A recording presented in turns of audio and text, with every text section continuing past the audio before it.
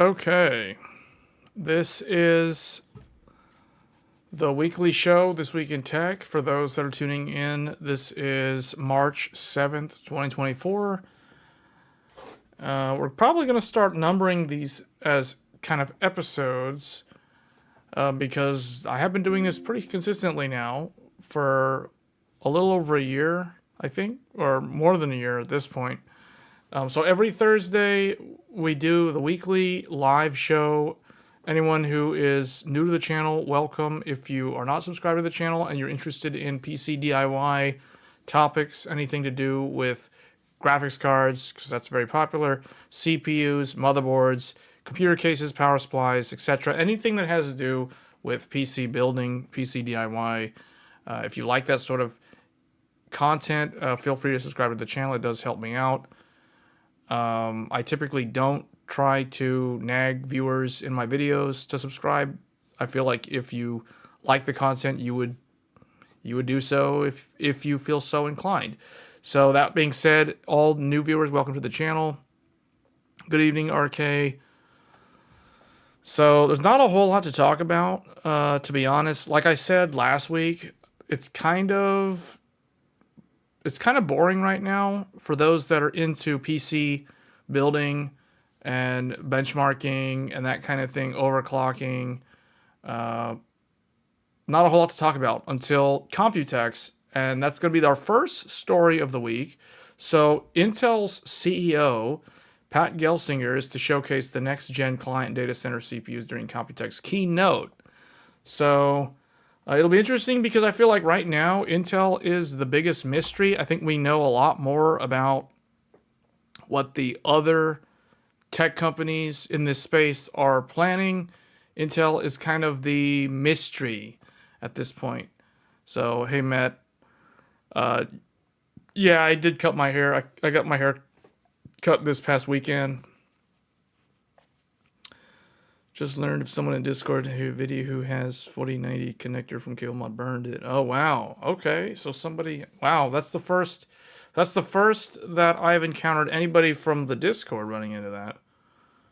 Although we did cover that burning up connector in depth on the channel back when the Super Series was launching. 15th gen. Hey, Gershon, 15th gen already? Yeah, it's supposed to launch this year. It's supposed to. Intel typically launches a new generation every single year. Think about that. Sometimes they launch 2 generations in the exact same year. So 14th gen was 2023. So that means 15th gen should be 2024. Unless there's a severe delay. But I don't know. I think they have to launch something. A Meteor Lake supposedly already launched in mobile. I don't know of any Meteor Lake laptops that are worth getting. 14900KS will come out soon. It'll trip your breaker. Yeah, we do have a story on that. We can actually kind of skip to that real quick. Well, let's go in order. So we will talk about 14900KS. That is one of the things that I plan to talk about. There's not a whole lot to say about it, to be honest. I don't think it's worth it. But then again, I don't really think the 14th gen in general is worth it if you have 13th gen. In fact, depending on how long you wait, you'll probably be able to get a better deal on 13th gen later this year, in the second half of the year, as Intel tries to clean up inventory. Right now, 13th gen is not selling well at all. Right now, what is actually selling when it comes to Intel CPUs is 12th gen and 14th gen. So I know that sounds really weird, but there are a lot of people out there that are upgrading to Alder Lake. And if they're not upgrading to Alder Lake, and the reason why they're upgrading to Alder Lake is because they can stay on DDR4, versus if they go to AMD, they got to go to DDR5. And if they want to upgrade now, and they don't want to wait till Zen 5, or they don't want to wait till 15th gen, and they don't want to wait for Pat Gelsinger to do his little spiel at Computex, they're probably going to buy Alder Lake, because right now you can get 12th gen for pretty cheap. Although If you live near a micro center, you can get pretty good deals on DDR5 bundled with like an X3D CPU. So unless you're near a micro center, there is an argument to be made for going with a kind of discounted Alder Lake CPU. So that is the reason why right now 12th gen is selling better than 13th gen, but 14th gen is also selling better than 13th gen. Because the thing, I think the mindset that most people have is if you are going to buy Intel, you might as well get whatever the latest and greatest is. And 14th gen is really not that much more expensive than 13th gen. And that's the reason why I said earlier, if people are willing to wait it out till the holiday season or the second half of the year, there's probably going to be better deals for 13th gen specifically because Intel's going to lower prices artificially, not officially. They're just going to unofficially lower prices. They're going to offer rebates to the retailers and e-tailers to be able to clear out inventory of 13th gen. That's typically what Intel always does. They do this pretty much with every older generation that they need to move through the channel prior to them launching their newest generation. So in this case, Alder Lake has been discounted for a pretty long time now, since it is pretty old. It's more than 2 years old at this point. And Raptor Lake, 13th gen is over a year old, and they have 14th gen, and then 15th gen is on the way. So 13th gen is next in line for those discounts. 14th gen was an insult for people who were expecting something new. Yeah. We'll talk about it a little bit later. We are going to talk about the KS. SK 9950X versus 7950X thoughts. So here's my opinion right now on AMD. So AMD versus Intel right now, it's very competitive.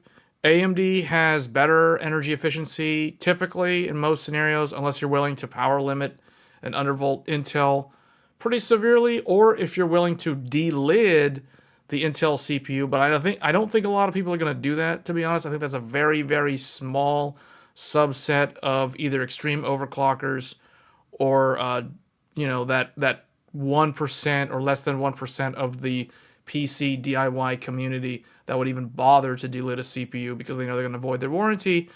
Other than those individuals, right now, if you're building a gaming PC, AMD offers the best performance, best deal, best energy efficiency, price point, etc., you name it, because of the X3D CPUs.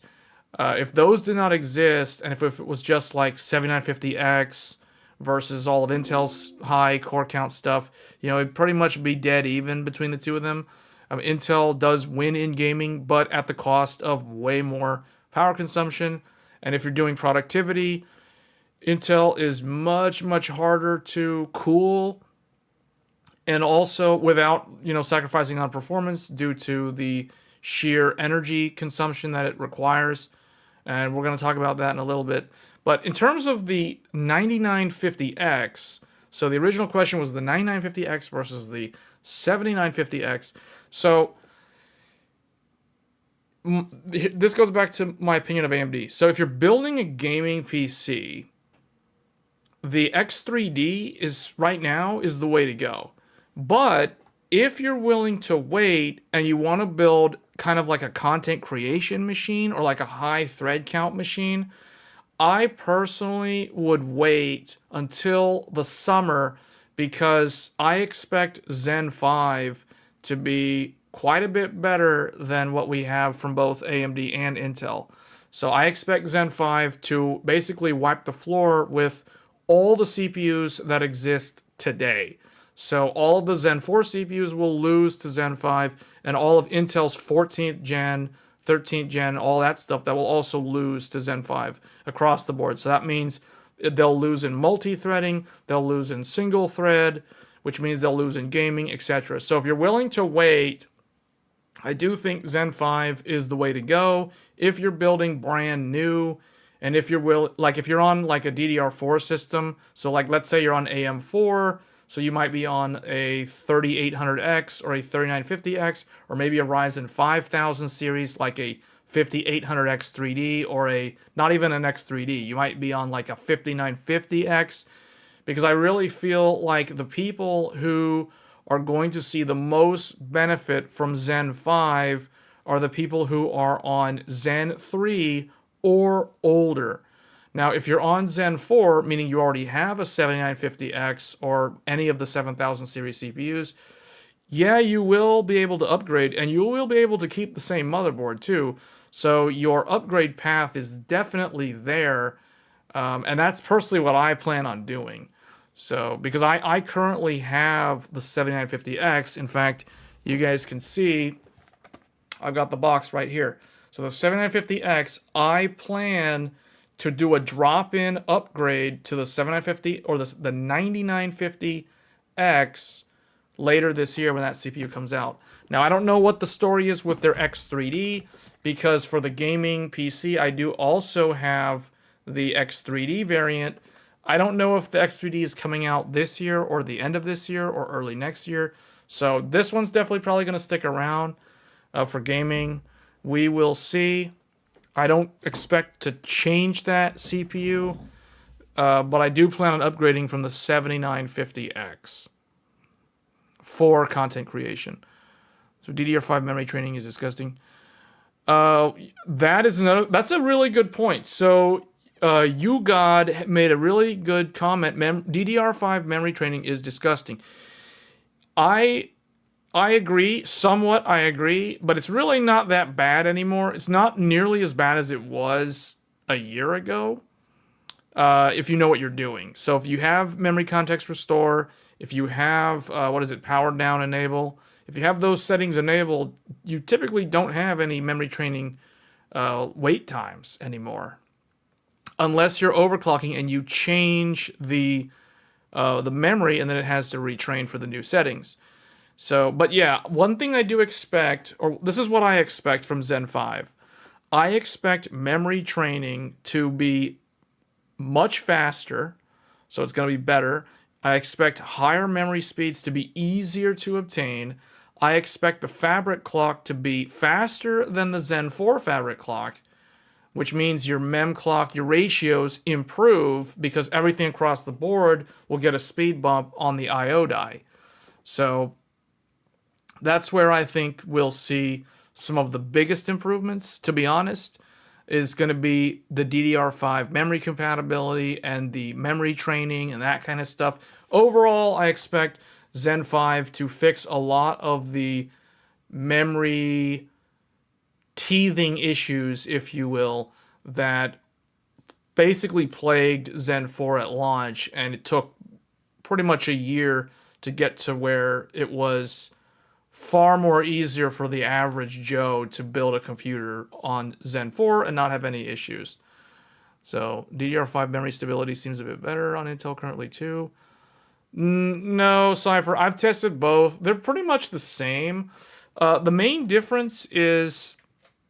So here's the thing that a lot of people don't understand. There's a reason why people assume Intel is more stable, and I think it has to do with the fact that Intel does not allow Gear 1 at all. You can't run Gear 1 with Intel when you're using DDR5. The fact that Intel prevents the user from using Gear 1 actually plays to their advantage, because think about it.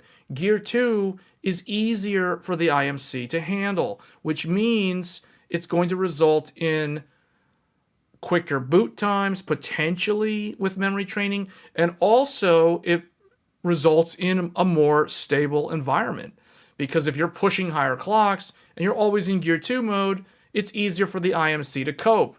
Meanwhile, on AMD allows Gear 1 up to 6,000 to 6,200 megahertz on the RAM. At that point, if you go beyond that, you have to run in Gear 2, at which point it runs no different from Intel in terms of the memory speeds, because you're still running in Gear 2 mode. So what I have found, personally, If you run Ryzen in Gear 2 mode, you don't actually lose that much performance, and you're able to hit the exact same speeds that you can hit on Intel. So for example, if I run Gear 2 mode on my X670E Aorus Master, I can clock up to 8,000 megahertz on the RAM, and RK in the chat can back me up on that because RK has done the exact same test with his Zen 4 setup, and he's been able to test 8,000 on Zen no problem on a different brand motherboard, on an Asus motherboard, where I'm testing with a Gigabyte motherboard. So from my own experience, and guys, I'm telling you, I have tested both. This is the 13900K. I've tested 13900K. I've got lots of DDR5 content on the channel.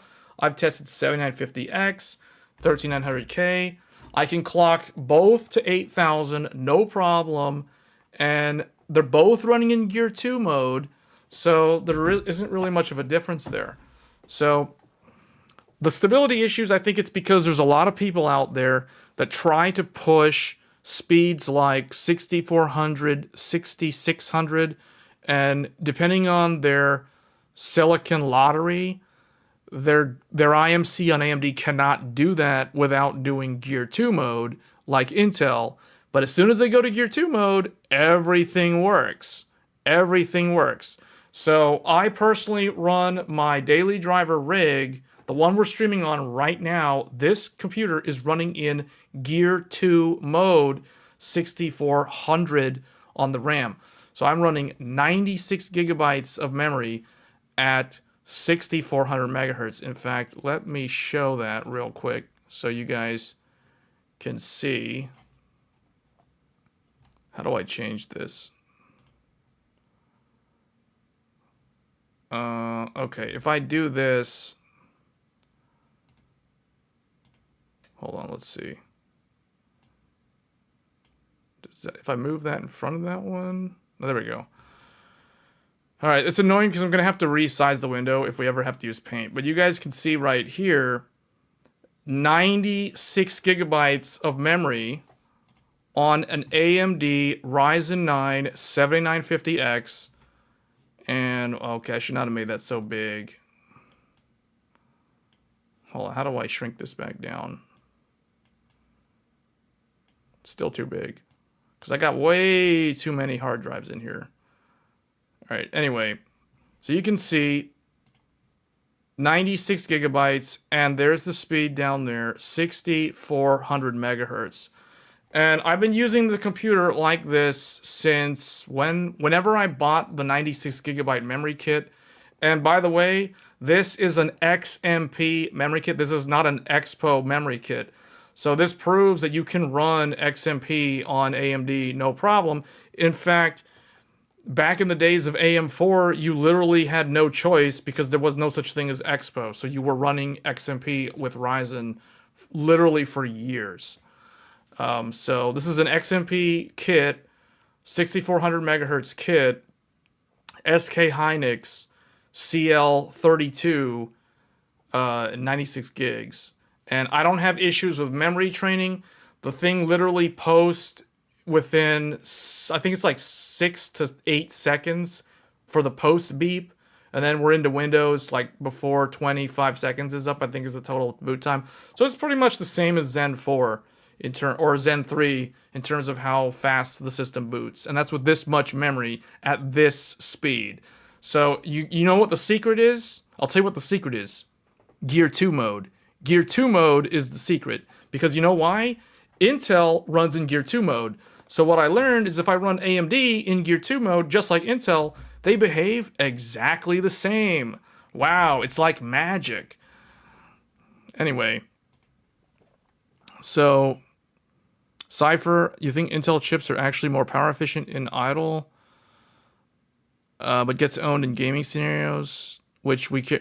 Yeah, but you gotta remember though, like idle. So here's the thing: idle power really only matters if we're talking about like a server, because servers that have 24/7 uptime, you know, depending on the peak hours where they're being taxed with work versus when they're idling cores and threads, Servers is where idle power matters more. Now, I'm not saying idle power doesn't matter, but for consumer desktop, your idle power doesn't matter as much as your peak power and your typical power while you're using the machine. And the reason why that's the case is because think about it. Here's the thing. This is what I tell people. If I'm going to game for a long play session, like imagine you guys have seen me live stream like various games where I'm like playing the game literally for like 5 hours. So imagine if I'm live streaming, and when you live stream, your CPU is doing a lot of work. It's because I'm doing a single PC setup. I'm not doing a dual PC. So that means the one CPU has to literally handle everything. It has to handle the game. It has to handle the streaming software. It has to handle the network packets that are going through the network interface card up to the internet, out to YouTube, etc. If the game has multiplayer, it has to run the game's multiplayer. You know, it has to manage all that stuff. It has to manage all keeping the GPU fed, all etc. All that stuff the CPU's having to do. So if I'm going to be gaming for 5 hours, do you think I want a space heater that's going to be heating up my room for 5 hours straight because I'm taxing the CPU really hard for that extended period of time and sitting right next to the CPU? Do you think I like that, or do you think I would prefer a CPU that uses less power when under load? That is the reason why the X3D is really the way to go. But if you don't go X3D, I mean, it doesn't really matter. Like the regular Zen 4 is good enough because that's personally what I'm using right now. So, I mean, I've tried Intel. I have done a few live streams on Intel. The problem with Intel is, especially if you live like in the South, or if you live in an area where it gets really hot in the summer, you tend to like waste so much more energy in electricity running your AC if you're streaming for like 5 hours and your AC is constantly pegged cooling your room because your CPU is outputting, you know, like 200-ish watts or 160 to 200 watts when you're live streaming. If you're not live streaming, you know, if you're just playing the game, then it's really not that bad. Intel uses about like 120 to 140 watts while gaming, whereas AMD, if you're running 750X, the power consumption is anywhere from like 80 to 100 watts. But if you're running X3D, it's even lower. It's more like, you know, like 50 to 75 watts. So that's the reason why X3D is so good, and that's why I keep recommending it if you're building a gaming PC. You've just heard of way more DDR stability issues on AM5 than 13th gen. Yeah, that's because people are running in Gear 1 mode. That's why. I'm pretty sure that's why J2Sense... Because J2Sense didn't understand that... I bet he doesn't know about the whole Gear 1, Gear 2. That's why. Thoughts on Der Bauer Direct Die Water Block? Yeah, I saw that video. Yeah, I mean, that's kind of the pinnacle of a true, like, PC DIY enthusiast. Like, people who are willing to do that. Like I said earlier, that 1% or less than 1% of the PC DIY crowd that's actually willing to go the extra mile to de-lid and do direct die. Because you have to have the tolerances correct in terms of the mounting pressure, all that kind of stuff. So, yeah, I mean, it's cool. I mean, one thing it shows, direct die shows that, not even direct die, but direct die is the most extreme case. Just lapping the CPU's IHS improves temperatures tremendously. So, direct die is basically no different from how GPUs are cooled. So, because think about a GPU. A GPU under load pulls way more power. Well, it should pull way more power than a CPU. The GPU does not have an IHS. So the GPU is cooled via direct die. And that's the reason why you can use an air cooler on a GPU without too much trouble handling like a 300 watt TDP versus a CPU. For example, the 13900K, for instance, this is potentially like 300-ish watts, 350 watts in unlimited power mode on your typical Z790 motherboard. So think about that. You got 300 watts and you're trying to cool that. The problem is the IHS is not able to transfer the heat fast enough away from the CPU, and that's why direct die makes such a massive difference, because direct die essentially cools the CPU the exact same way a GPU is cooled.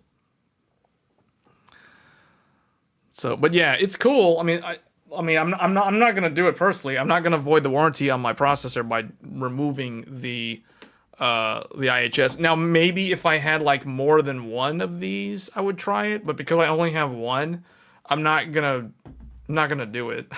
I'm not gonna pull the IHS off. So same thing with the AMD CPU.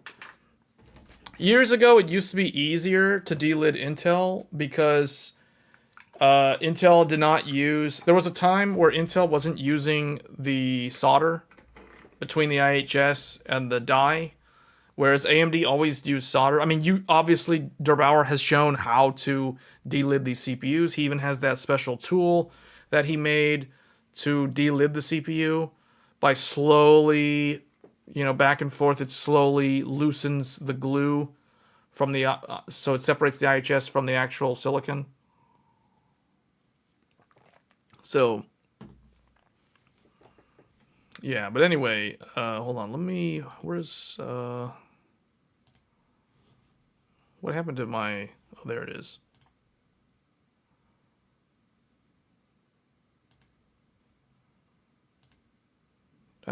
Where's Paint? What happened to Paint? I had Paint open earlier, but I changed it over to the task manager, and now I lost Paint, even though it's still open. Oh well, I'll just figure it out if I need to use it later. So Intel used solder until Haswell. Or no, I take that back. It was actually Ivy Bridge. If I remember correctly, Ivy Bridge, Intel's third generation Ivy Bridge, was when they started using thermal paste. Then Haswell had it, and the problem got really bad with Haswell because Haswell integrated the fully integrated voltage regulator was moved onto the CPU. So Haswell's ran really hot under just like 1.3 volts. They already ran really hot. And then Broadwell was no different. Then there was Skylake, which was supposedly they had improved TIM, so it was a little bit better. And also, they removed the voltage regulator and moved it back onto the motherboard with Skylake. So Skylake kind of fixed the problems, but it was still TIM. Then Kaby Lake was still TIM. And Coffee Lake, I don't know when they reintroduced solder. It was either Coffee Lake or Coffee Lake Plus or something. At some point, they put it back on, but maybe it was Kaby Lake. I think Kaby Lake was still thermal paste. But pretty much like Intel's 3rd, 4th, 5th, 6th, and 7th, and maybe 8th were all thermal paste between the IHS. Whereas the ones before it, so Sandy Bridge, Nehalem, Clarkdale, Linfield, all that stuff was actual solder, just like AMD. RK says 9900K. Okay, so yeah. 9900K was Comet Lake. No, 9900K was Coffee Lake Plus. Coffee Lake Plus was when they finally went back to solder. That does sound right. That sounds right. So the 8700K, which was the Coffee Lake original, that one was still TIM. And then Coffee Lake Plus, which was that. See, so it's like Intel has done the whole thing. Basically, 14th gen. 14th gen is like 9900K all over again because 9900K is the exact same architecture as the 8000 series, Coffee Lake. So it just had a higher core count. So it's basically Coffee Lake Refresh, whereas Raptor Lake, or 14th gen, is Raptor Lake Refresh. So it's, yeah. So basically every year Intel has released a CPU except for 2016. 2016 was the only year. In fact, I can even list them all out. I don't know what happened to Paint. Why is Paint not showing up? Oh, there it goes. Okay. Oh, it's not sized correctly. Yeah, that's the only reason why I don't like sharing Task Manager, because Task Manager forces me to have to resize the window. So I'm just going to list them out. So 2011 Sandy Bridge, 2012 Ivy Bridge, 2013 Haswell, 2014 Haswell Plus, which is known as Devil's Canyon.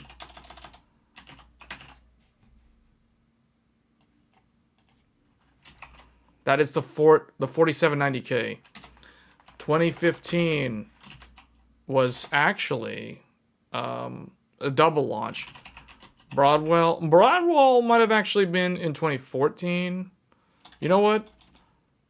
Let's just say I think Broadwell was kind of like a mix. I think like mobile was one of them one year, and then the other one was the other one. So this was kind of like Broadwell and Skylake.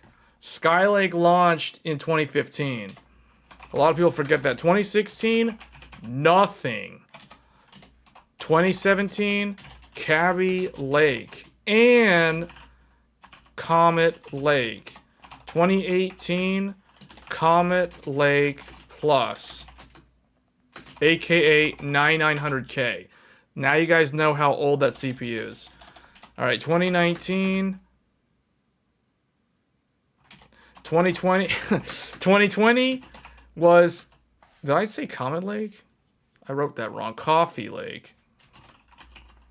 Coffee Lake. Coffee Lake Plus. 2019, literally nothing. Comet Lake, 10th gen. 2021 was Rocket Lake. One of my favorite ones is Rocket Lake. And then also Alder Lake. So you guys can see Intel can sometimes double launch CPUs. 2022, Raptor Lake. 2023, Raptor Lake Refresh. 2024, Meteor Lake. Arrow Lake. 2025. Okay, I'm not gonna leak the rest of the roadmap. Anyway, that's all we're gonna. I almost leaked the whole roadmap, but there you go. That is it. Sandy Bridge, Ivy Bridge, Haswell Plus, Broadwell, Skylake, nothing. Cabby Lake, Coffee Lake Plus, nothing. Comet Lake. So it's not like Intel always releases stuff. Although I think that this year, 2016 and 2019, there was probably some kind of mobile stuff that I don't remember because I don't really pay too much attention to mobile processors.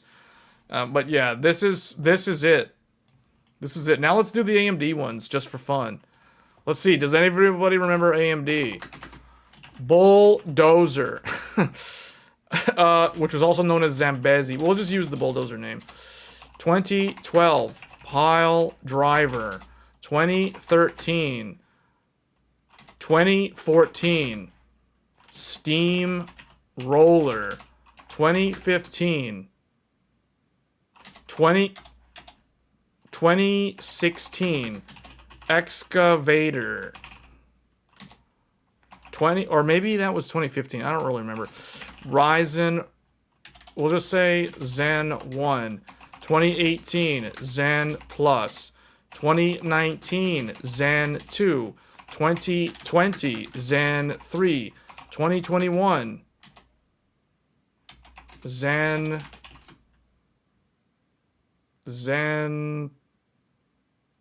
3 Plus, I guess. Is that correct?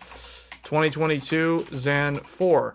2023 Zen 4 Plus. So I'm actually kind of interweaving the mobile CPUs.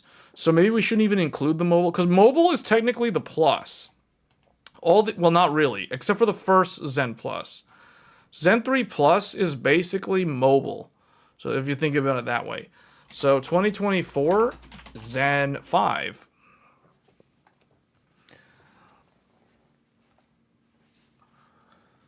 They added a plus for every other launch, more or less.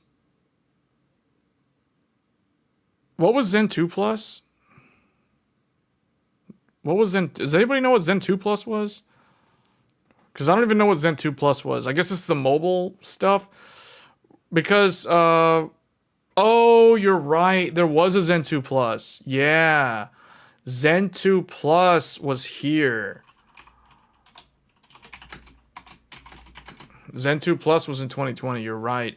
Yeah, I know that because my Lenovo Legion gaming laptop is a Zen 2 Plus. It's a Renoir Ryzen 4800H. That is a Zen 2 Plus. Yeah, you're right. Notice AMD doesn't do these weird double launch things like Intel does from time to time. 4000 series was somewhat available. Zen 2, yeah. Yeah, so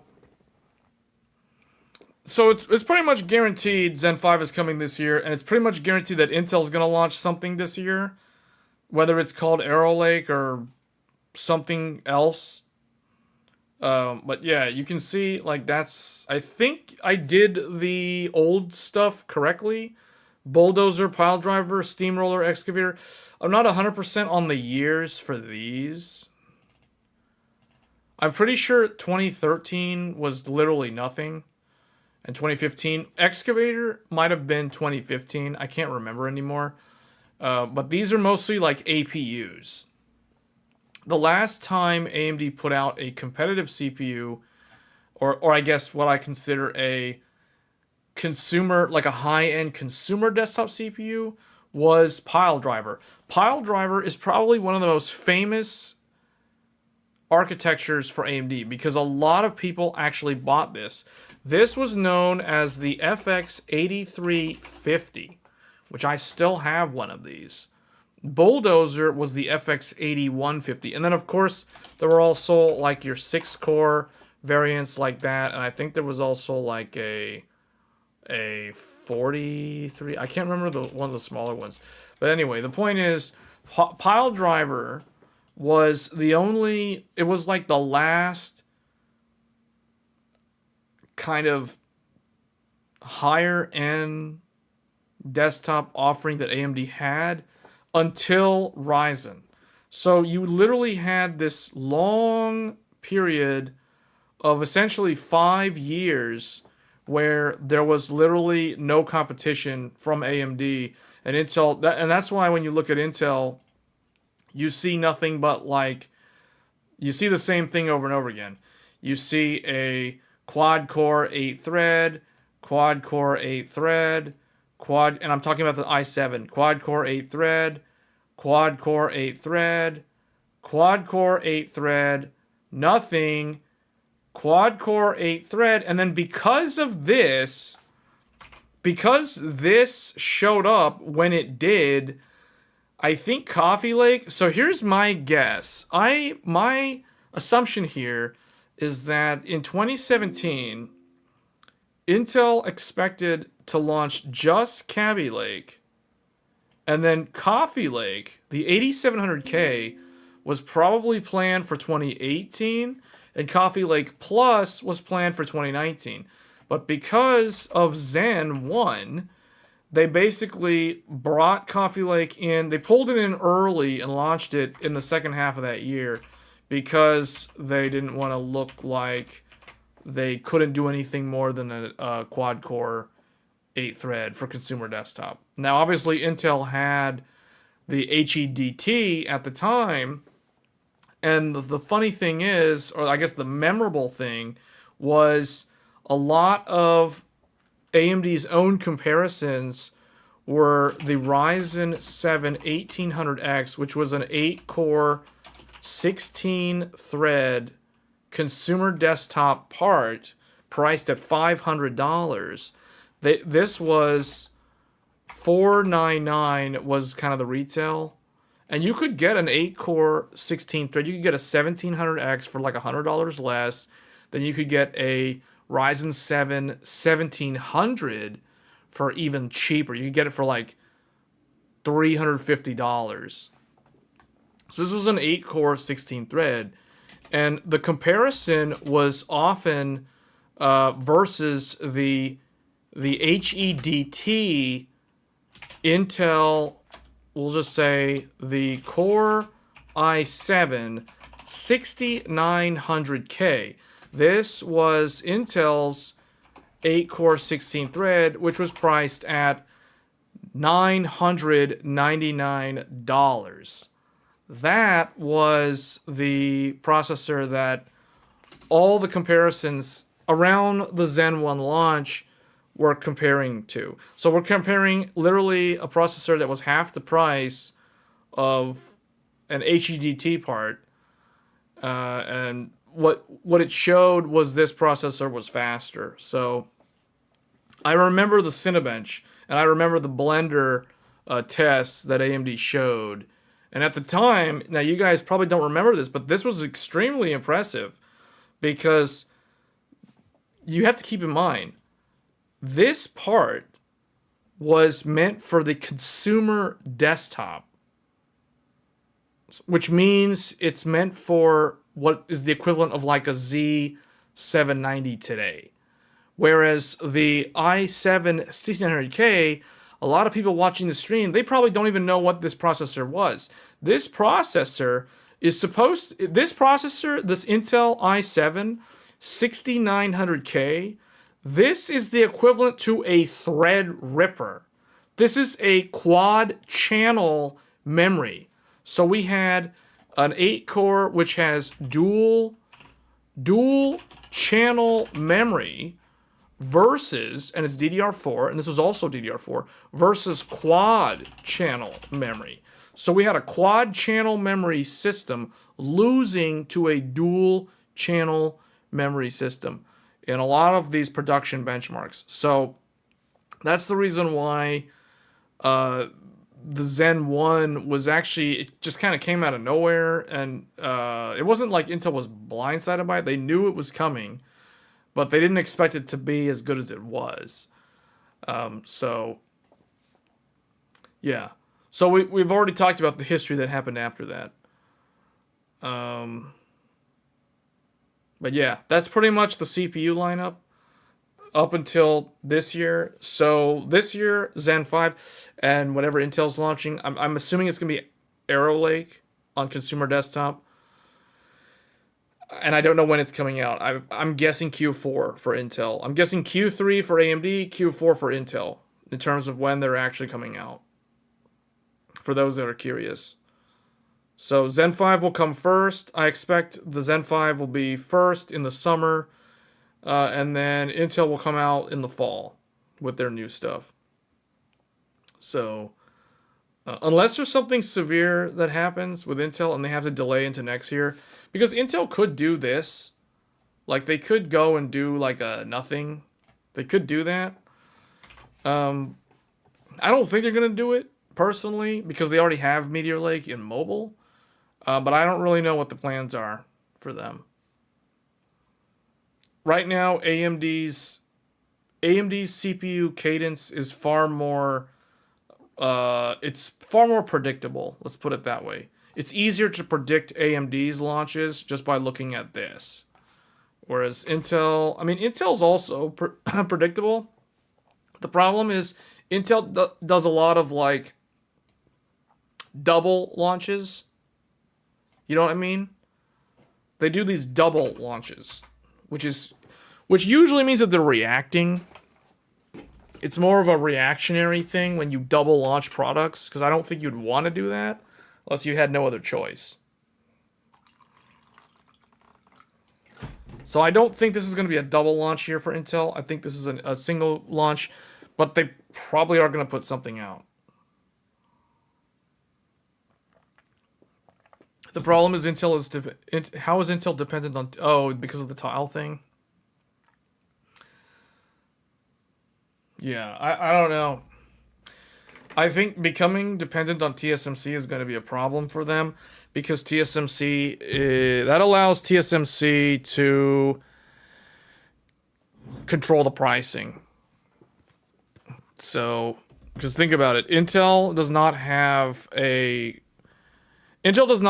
what I consider or what I refer to as a legacy with TSMC. Like, they don't have a long-term relationship with TSMC the way other chip design companies like Nvidia and AMD, for example, and Apple have. So, meaning TSMC is, so the discount percentage that TSMC is providing is not the same for all of them.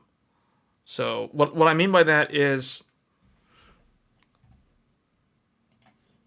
when TSMC deals with these companies, so TSMC discount percent, so like for example, Nvidia might receive we'll call it a 55%. Okay, remember, these are completely arbitrary numbers. I don't know the actual discount percentages that they get, but I'm going to use these as examples. So let's say TSMC is offering Nvidia a 55% discount. And then they're offering AMD like maybe a 53% discount. And then they're offering Apple, because Apple is Apple, they're offering Apple a 60% discount. So they offer Apple the best discount in this example. So now you have Intel show up. Intel typically has been a competitor to TSMC. So do you think TSMC is going to give Intel, who doesn't have a long history working with them, a better discount than their legacy customers that they've been working with for decades? No, they're not. So you know what Intel's discount might be? Might be like 35%. Intel's getting a 35% discount, volume discount from TSMC, whereas the others are getting higher discounts. Pretty much guaranteed. Because if you're a new customer and if TSMC knows that they're the world leader, they're the ones that determine the discount, not the customer. The customer doesn't get to dictate the discount. The only leverage the customer has over TSMC, because TSMC is in such a dominant position, is offering more money. But the thing is, you have to remember, if the customer, in this case Intel, offers more money, that means that they're paying a lower discount. That means their discount percentage is not as good as the other customers. So, meaning the discount ends up being what it is, because there's no, like, if the company's offering more money, then they're getting a worse discount. You see what I'm saying? So, versus the other people that are also using the fab. So, yeah, that's kind of what it looks like. So if Intel's going to rely on TSMC, they're doing it out of necessity. They're doing it out of, dare I say, desperation, because they're not getting the best deal. Pretty much guaranteed they're not getting the best deal compared to the other customers. So I have a feeling Apple is getting the best deal, because Apple is Apple, and Apple is that's just how they are. They're getting the best deal. Nvidia is probably getting the second best deal. That's why I'm labeling these arbitrary numbers the way they are. They might be completely different numbers than what I'm showing here, but they're probably in the same ballpark. And then AMD is probably like third, because let's think about it. Well, the thing is, AMD also has Xilinx, so they're similar to Nvidia. Let's just put it that way. But because Nvidia has so much clout now because of all this AI nonsense, they may be able to negotiate better pricing because of the higher capacity. So in general, the higher capacity, the more dependent you are on TSMC, meaning the more business you bring into TSMC, the better your discount percentages will be. So if Nvidia tops Apple in terms of how many wafers they need, especially the high-end wafers or the latest ones, then they'll probably get a better discount than Apple if they don't already have one. So that's typically how it works. So by relying on TSMC, trust me, Intel does not want to rely on TSMC for the reasons that I've just explained. They're doing it out of desperation, out of necessity, out of whatever incompetency of their own foundry, whatever the problem is that forces them to do this. They don't like it, but they have to do it to stay competitive. That's all there is to it, especially on the graphics card front.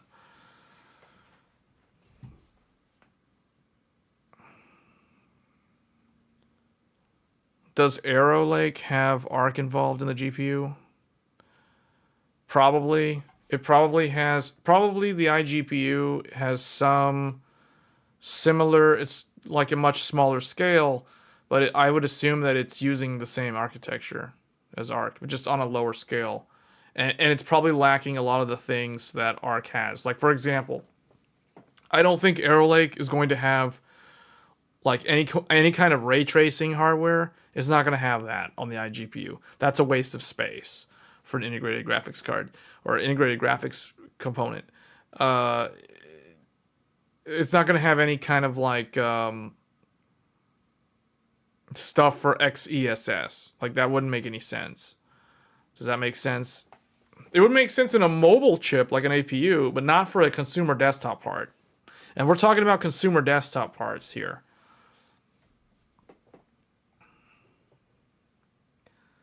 So, all right, I'm going to delete this because these aren't real numbers. So just keep that in mind. These are like hypothetical, used for an example.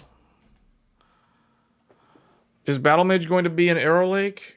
I don't know. I think so. The architecture, but it's not going to perform like the actual discrete GPU. I would assume it is. I don't see why it wouldn't.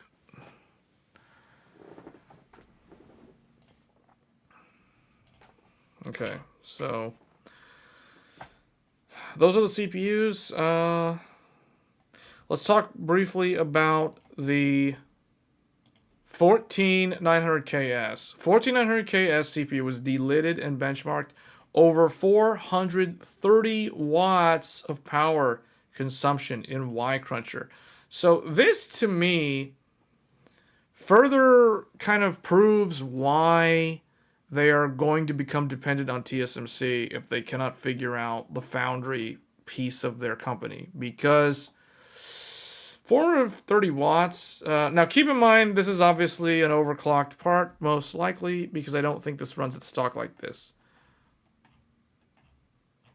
But this reminds me of the days of Bulldozer on AMD, because I remember the FX 9590 was a 220 watt TDP CPU, which was insane for what it was. But this thing could pull over 830 watts, or 830 watts, 430 watts. Think about that for a second. 430 watts. This CPU can pull power consumption in the same realm as an RTX 4090.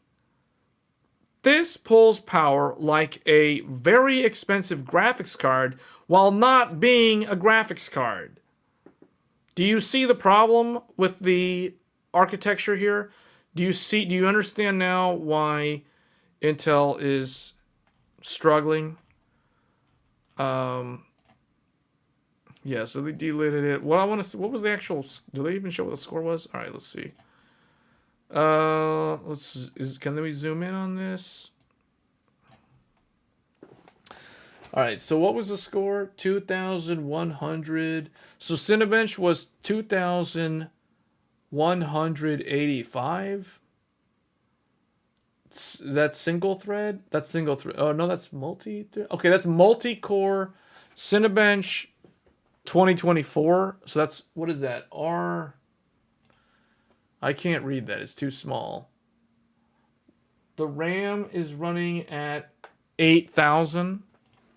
So it's 8,000 on the memory, I think. If I read that correctly. Does it say in here? Okay, here it is. So Cinebench, here we go. Cinebench 5,900. What is this? 5,900. Oh, that's the frequency, I think, right? Is that the frequency? I'm gonna assume this is the frequency. 5.9 giga. Wait, 5.9 gigahertz. I thought the story was about. Okay, 5.9 gigahertz, and it pulls 376 watts. It's delidded, so the temperature is 85 Celsius.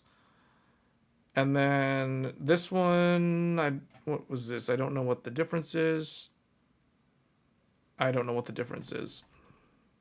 That's too much power, though, for a CPU.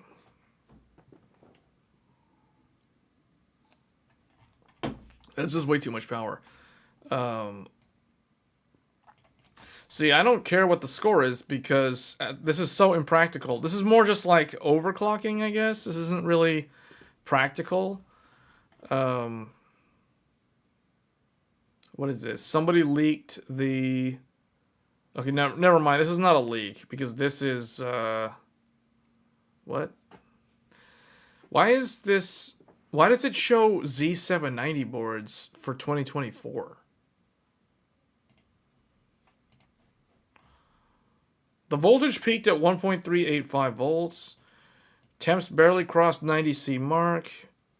That is the power of a D-lid right there. Because you would never be able to do that at that voltage with the IHS on top of the CPU. Gigabyte Aorus Extreme will feature exclusive performance profiles, blah, blah, blah. Okay, whatever. All right, so thoughts on this thing. The power consumption is way too high. So I would say way too power hungry. Way too power hungry.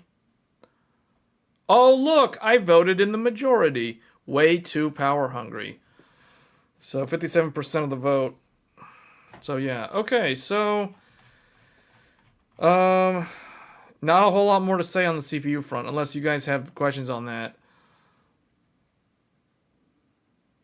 So now let's talk about GDDR7. So Nvidia and AMD to utilize 16 gigabit dies on first generation GDDR7 GPUs, 2 gigabyte memory capacity, and 32 gigabit per second speeds. So it looks like that means 16 gigabit first. Okay, they're showing you what the numbers could be. So that means if a GPU is using GDDR7 and it is a 384-bit bus, that would result in 24 gigabytes of memory based off of the die's density or memory density per die or per chip or memory module. And that is roughly 1.5 terabytes per second bandwidth. So that's a lot of memory bandwidth. So that's a lot of memory. So this right here, what we're looking at, this could potentially be the RTX 5090. So the 5090 could have a theoretical memory bandwidth of 1,536 gigabytes per second. 24 gigabytes of memory on an RTX 5090. And then if there was a larger one, if there was a 5099, it could have 32 gigabytes of memory. Or I guess, well, yeah, it would be a different thing, 512-bit. So this, if Nvidia wanted to build some really big thing, they could do the 512-bit. They don't normally do 512-bit.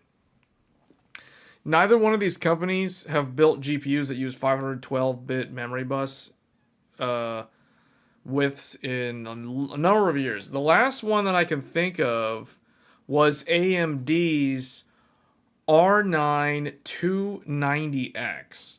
So the Hawaii GPU from 10 years ago, 2013, was when they launched a 512-bit GPU. That was the R9 290X, and then it got refreshed to R9 390X. That was a 512-bit memory interface. But obviously that was not this type of memory. So the memory bandwidth was nowhere near this, and it was like an 8 gigabyte, or it was a 4 gigabyte GPU. And then later they did the 8 gigabyte for the 390X. Nvidia, if I remember correctly, wasn't the GTX 480 a 512 memory bit? So I think Nvidia did do 512, but it's been a long time since we've seen a 512 bit from Nvidia. All right, Micron's roadmap shows the following. So for last year, bandwidth, it was GDDR6X. And it looks like from this roadmap, there is no GDDR7X, which means Micron will basically be doing the same thing that Samsung and Hynix are doing, and they're just going to go with the standard GDDR7. I don't know why that is. GDDR6X and GDDR5X were things that Micron developed in partnership with Nvidia for Nvidia's GPUs. I can't think of any other electronic device that used G6X or G5X memory that was not an Nvidia graphics card. Because Pascal had G5X, then I think Turing was also G5X, and then, or maybe it was G6, and then Ampere was G6X, and the current Lovelace is also G6X. So I don't think any, because I know AMD never used this stuff. AMD was always on whatever Samsung and Hynix were making, which was usually GDDR6. And then before that was HBM. But then HBM is also used for the AI accelerators and some of the really high-end server class professional workstation GPUs that use HBM. But those are completely different from your typical like Quadros and those things, because those are also G6X. Or actually, they're not even G6X. They're like regular GDDR6. No more 6 gigabytes of VRAM on GPUs? Where do you see that? Oh, because of this? Yeah. Unless somebody designed a GPU that only had like a 96-bit memory interface, then it probably would be 6 gigabytes. But I don't know. Maybe you would still see that in a laptop.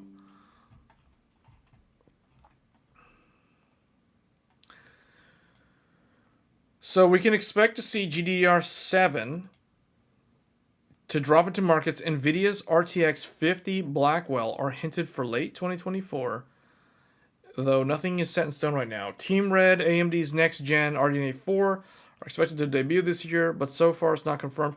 So I kind of think that Nvidia will probably have GDDR7 on their highest-end SKU. And AMD's probably, I don't know. AMD's the one that I don't know that much about this time around in terms of like what memory they're going to use. The 3056 gig has 96-bit bus. Yeah, so they could do that too on the newest generation. But typically, I don't know. It depends on how new the 50 series is supposed to be. Because if the 50 series is just kind of a revised 40 series, then there won't be a... Well, no, I take that back. Usually Nvidia skips, because there was a 2050, if I remember correctly, or was there never a 2050? Because Turing had the 1660 and 1650 for a long time, and there was no 2050. Then 30 series came out, so you still had Turing's low-end 1660, 1650, even when the 30 series was around. And then 3050 came out, and replaced the 1600 stuff from Nvidia. But then 3050 was just kind of there forever, right? Like 3050 was there, 40 series came out, and there's still no 4050. It's still 3050.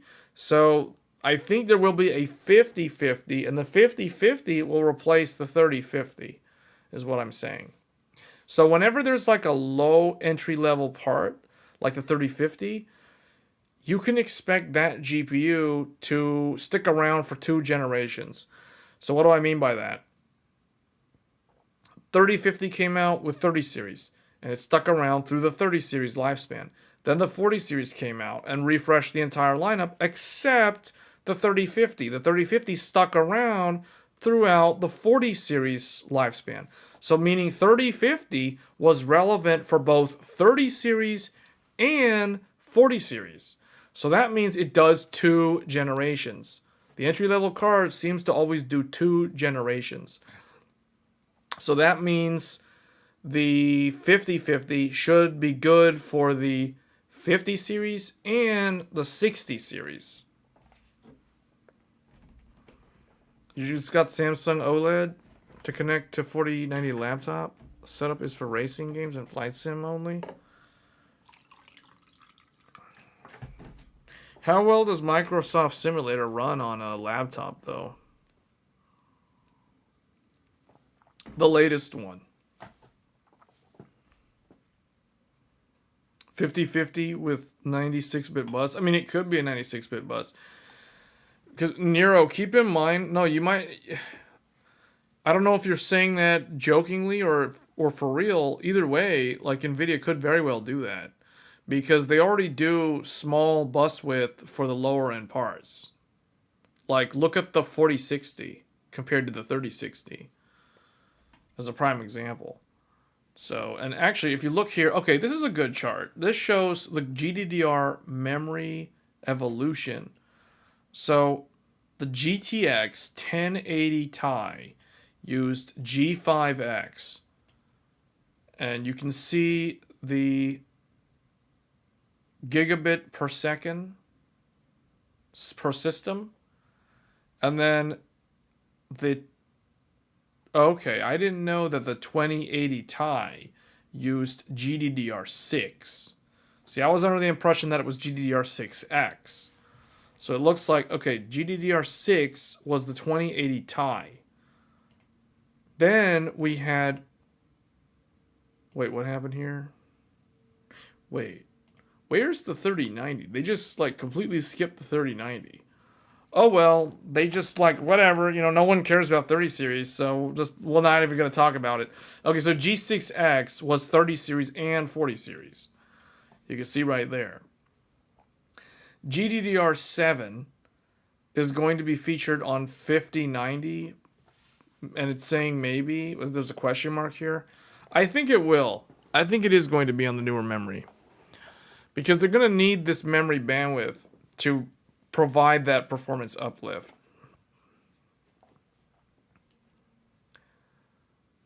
$8 GB less VRAM than the desktop. But it also doesn't boost nearly as high as the desktop one.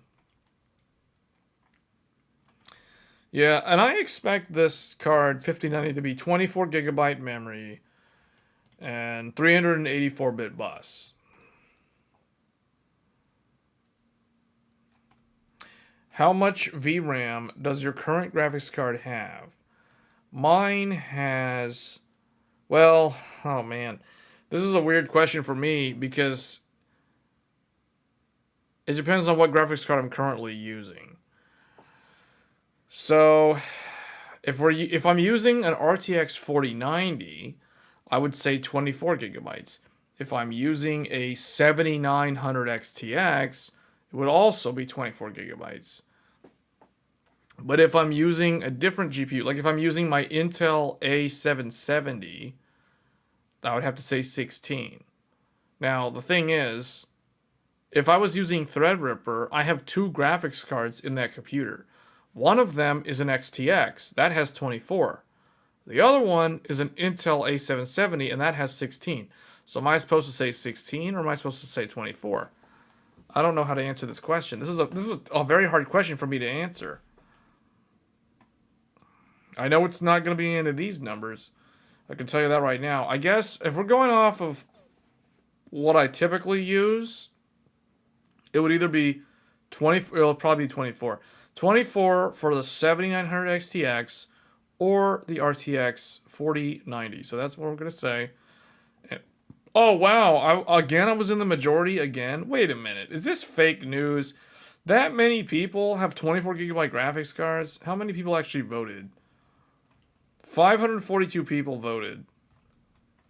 And almost 1/4 of the entire voter base has a 24 gigabyte card. That means there's a lot of people that voted that have either a 7900 XTX, an RTX 4090, or an RTX 3090, or a 3090 Ti, or a Titan, an RTX Titan.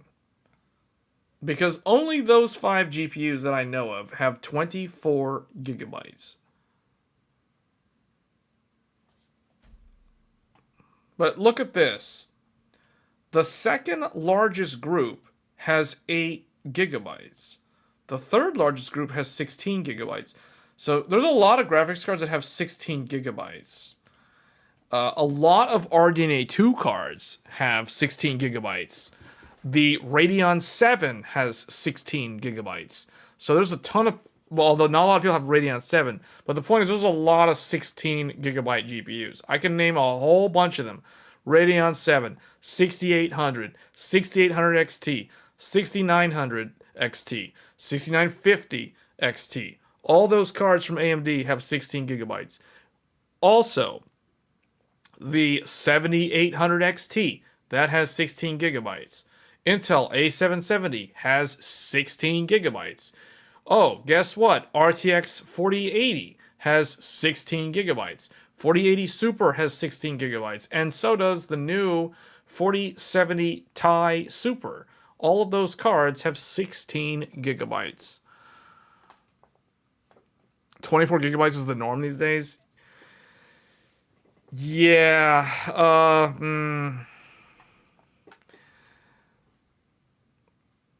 It makes me wonder, like, who are the people who are actually reading these articles? Like, is it really only people who have, like... Well, I mean, granted, a lot of people have 8 gigabyte cards based off of this, but still, 132 votes, 24 gigs. Surprised. 16 gigabytes, I mean, that makes sense, because there's a lot of different 16 gigabyte cards. 12 gigabyte, I would expect 12 gigabyte to be a little bit higher up. But it makes sense. There's a lot of 12 gigabyte cards. The 3080 Ti, the 3080 12 gigabyte variant, the 6700 XT, the 6750 XT, the 7700 XT, the 4070 Ti, the 4070. All of these cards have 12 gigabytes of VRAM. So there's a lot of cards that have 12 gigs. 10 gig, that's the one that's kind of rare. 10 gig, there's only a few. There's the RTX 3080, and there is the rare PlayStation 5 graphics card, which is the Radeon 6700 non-XT. That's a 10 gigabyte card. But not a lot of people have those. Those are kind of rare. So that's, yeah, interesting. 26. These are mostly people who have 3080. 4 gigabyte, that's probably people that are on like laptop GPUs or something. I don't really know who has a 4 gigabyte card. This would be like somebody who is still on a GTX 970. I mean, those are 3.5 plus 512, but it registers as 4. Anyone who's on like a Radeon RX 470, a 570, some of those had 8 gigs. There were even like 480s that had 4 gigs.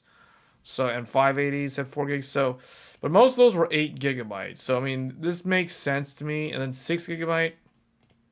This is mostly the few people that are still using GTX 1060, GTX 980 Ti.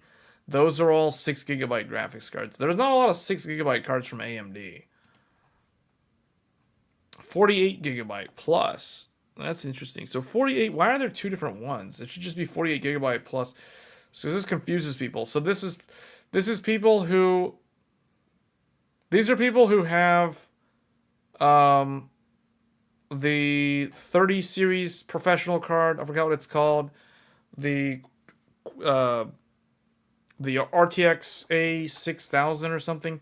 And then of course there's the 4090 Ti, there whatever it's called, the Ada whatever. And then yeah, the AMD ones that are also like the W7900 that has 48 gigs. I don't know. This is a dumb poll because it confuses people who have this and this. And then, you know, there's like single digits for all these other ones. So 20 gigabyte. Oh, you know what? These 8 people who voted for the 20 gigabyte, these are people who have the 7900 XT. Not the GRE, because the GRE falls into 16 gigabytes. And not the XTX, because that's 24 gigabytes. These are 8 people who literally have the Radeon 7900 XT. Not GRE, not XTX. They're the ones who are right in the middle. And then 32 gigs, there's an Nvidia professional card that has 32 gigs. And the AMD W7800, that has 32 gigs. Less than 1. 7 people voted. I don't know what they're using. 1 gig. I don't know what these people are using. What is this supposed to be? 1 gigabyte card? That's a GTX 480? Does that have 1 gig? I don't even remember. 3 gigabytes. One person has a 3 gigabyte graphics card. That could be an HD 7970, or it could be a 780 Ti. There's a lot of like 3 gigabyte cards from over a decade ago.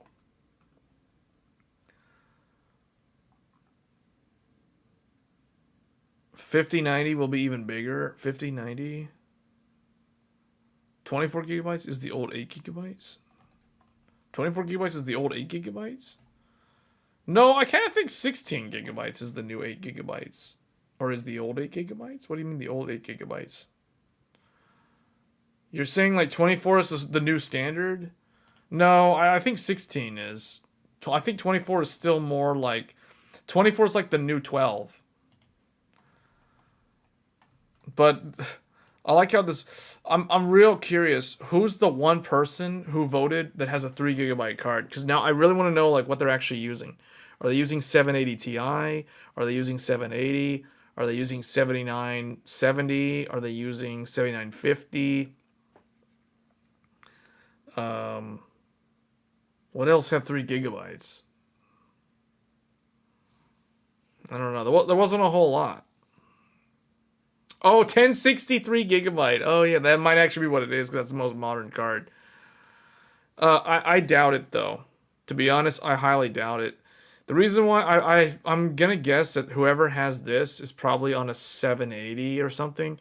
Because how many people have a 1063 gigabyte and actually pay attention to computer hardware? I don't think there's a lot of them out there. I think people who bought a computer with a 1063 gig, they don't know anything about technology. Okay.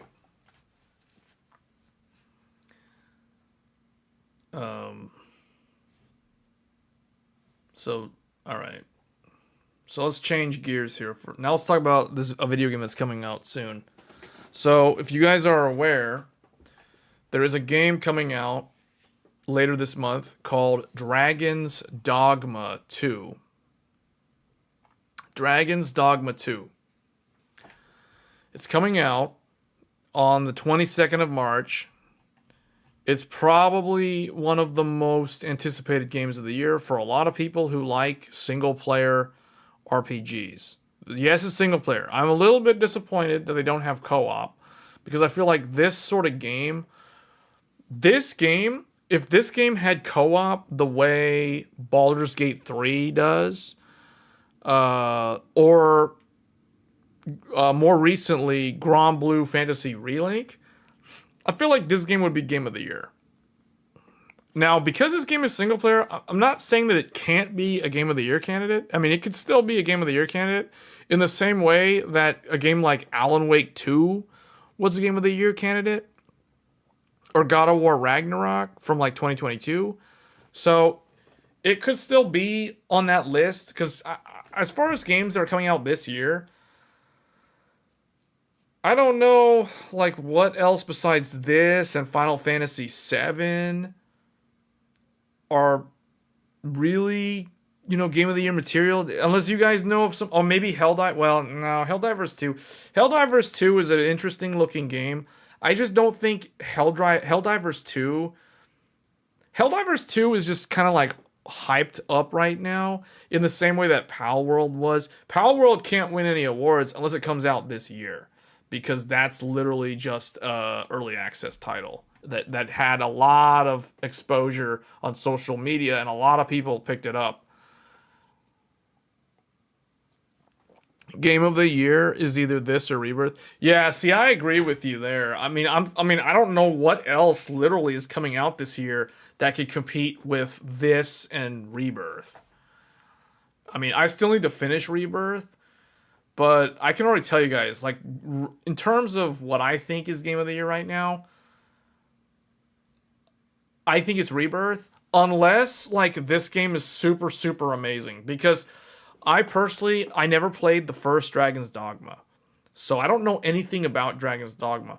All I know is that this game is hyped up so much by the people who played the first game and the people who and the crowd that likes Baldur's Gate 3. They also, for some reason, a lot of them seem to like this game. I'm not sure why, because this game doesn't have the ability to play D&D with friends. It's not that type of game. It does have that pawn system, which is kind of like a pseudo multiplayer aspect, almost like a live service thing, but it's kind of like a Honkai Star Rail. But yeah, the game looks huge. It's open world. It's kind of like Skyrim in that regard. So the fact that we're getting a game that's kind of like Skyrim, that's probably the main reason why I think this game is considered a Game of the Year candidate, because the sense of scale, exploration, combat, the progression system, it's very much like Skyrim and The Witcher 3 in that regard, and that is the reason why I think this game might be Game of the Year, due to the fact that we don't have a lot of competition. There's not a lot of other games. The only other big game, AAA title, is Final Fantasy VII Rebirth, and the only problem that Final Fantasy VII Rebirth is running into is that is a PlayStation 5 exclusive. You cannot play it on PC. You cannot even play it on PS4. It is literally, and you can't play it on Xbox. It is PlayStation 5 exclusive. And I think that's going to hurt its exposure to a wider audience. Whereas Dragon's Dogma is going multi-plat day one, and that's going to play to their advantage over Rebirth. Even though I personally think that in terms of the story, I think Rebirth's story is probably going to be better than Dragon's Dogma 2. Dragon's Dogma 2 might be better in other aspects, though, which might make it win overall. But let's talk about the requirements. This is what I want to talk about because this is a tech-focused channel, and the system requirements are now posted on Steam. So you can see the minimum required processor is a Intel Core i5 10600 or a Ryzen 5 3600. So basically a Zen 2 or a Comet Lake i5. So not really super CPU demanding for minimum. And also, what's really weird is when we look at the recommended CPU, the recommended CPU isn't even anything significantly better than the minimum. Like an i7 10700 isn't really better in gaming than an i5 10600. And a Ryzen 5 3600X is barely faster than a 3600 non-X. So, very strange choices for CPUs. What this means is that this game is probably not that CPU bound, even though I kind of think that a game like this, with a lot of NPCs and a lot of towns, probably a lot of NPCs in cities and towns, is probably going to create CPU bottlenecks in the same way that a game like, oh, I don't know, maybe Hogwarts Legacy or Jedi Survivor. Those games had terrible CPU bottlenecks in places like Hogsmeade or Coruscant. So I'm surprised that it's like, oh, you only need a Zen 2 processor to run this game. Okay, the other games that I mentioned seem like they're far more demanding than this. And then memory, 16 gigabytes recommended, 16 gigabytes minimum. So, okay, so yeah, you need 16 gigabytes. That's super easy. That's basically nothing. I wouldn't even recommend anybody be on 16 gigabytes anymore. Like, to me, 32 gigabytes is what I would consider the minimum today. And I think a lot of games that we tested last year prove that. So if you're on 16 gigabytes, that's probably the first place where I would look to upgrade. Graphics card for the minimum spec, GeForce GTX 1070 or an AMD Radeon Navi 1 RX 5500 XT. Both of these have 8 gigabytes of VRAM. So 8 gigabytes is the minimum VRAM amount needed. DirectX version 12. It requires DX12. You cannot have a DX11 only GPU. Broadband internet connection. That's the reason why these are the minimum. Estimated performance based off of the minimum spec. 1080p, 30 frames per second.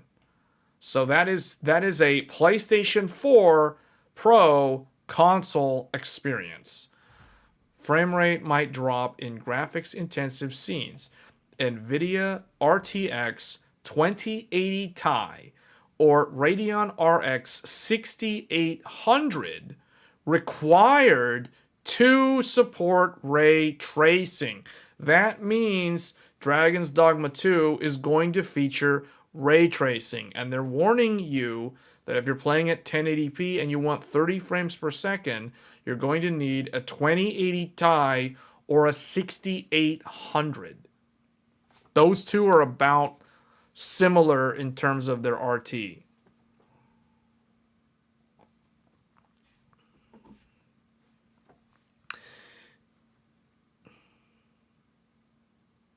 $16 gigabytes is borderline usable. Wait, if you're on Linux, 16 gigs. Yeah, but we're not talking about Linux, so we're talking about the fact that you need Windows 10 or Windows 11, according to these specs, according to these requirements. You only use 6 gigabytes of RAM while gaming on Linux. Yeah, but again, we're yeah. I mean, if this game runs on Linux, that's cool, but that's kind of off topic, or it's kind of out of the scope of this.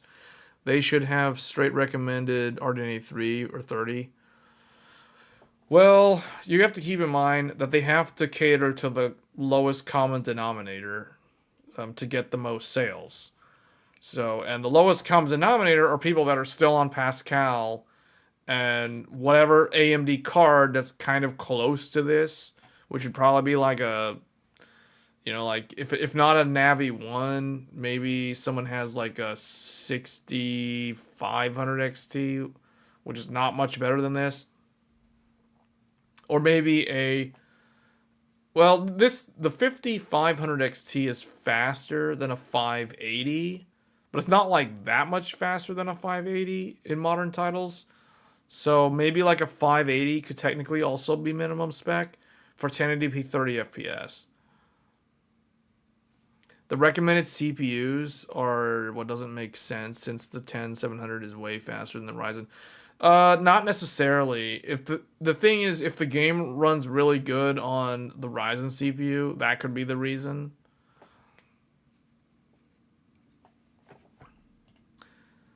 So it just kind of depends.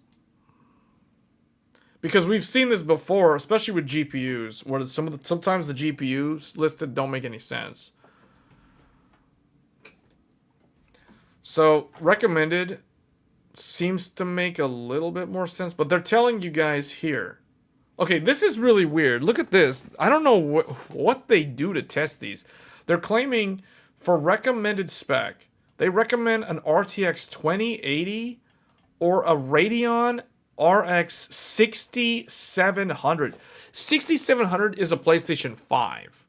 So they're recommending PlayStation 5 for the recommended spec. So your GPU needs to be as fast as a Xbox Series X or a PlayStation 5. Now, what's funny is the minimum is weaker than the current consoles in terms of the CPUs aren't even that much different from the console CPU either, which is hilarious. But the estimated performance for these recommended specs is, get this, 2160i. Not 2160p, 2160i. Who in their right mind is testing games with interlaced instead of progressive scan? Like, seriously.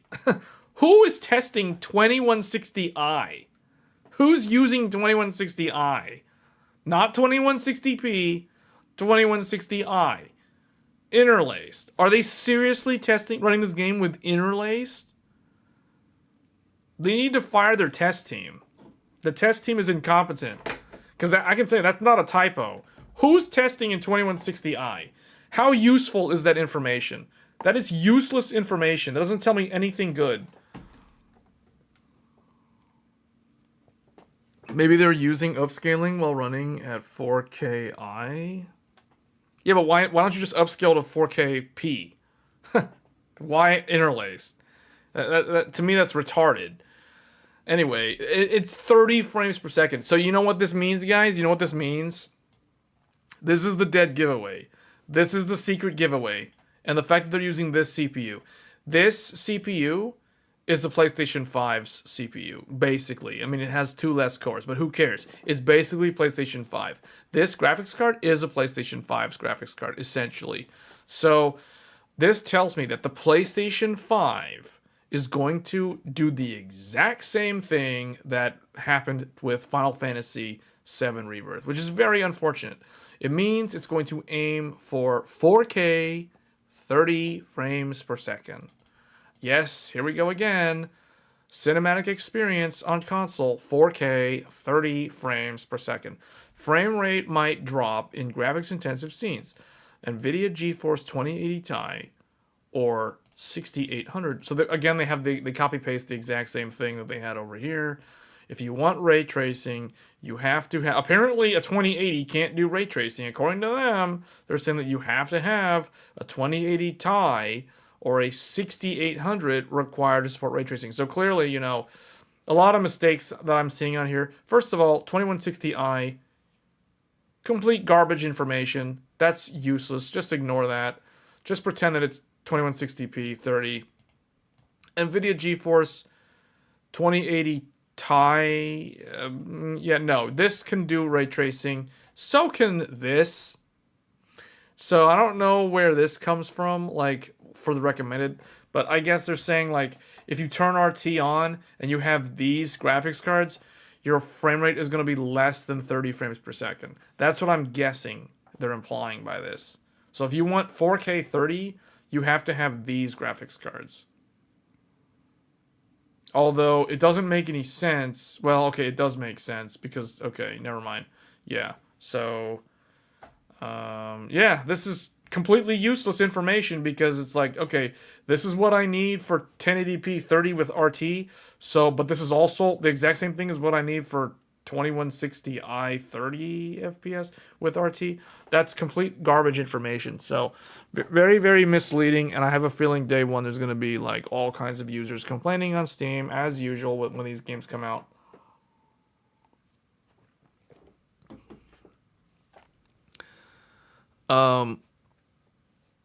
The PS5 is too weak to run this game with RT on if you need. Well, the thing is, they're not even talking about PlayStation 5. I don't even know what they're going to do. So if they're going to do RT on the console, they're going to have like some insane upscaling.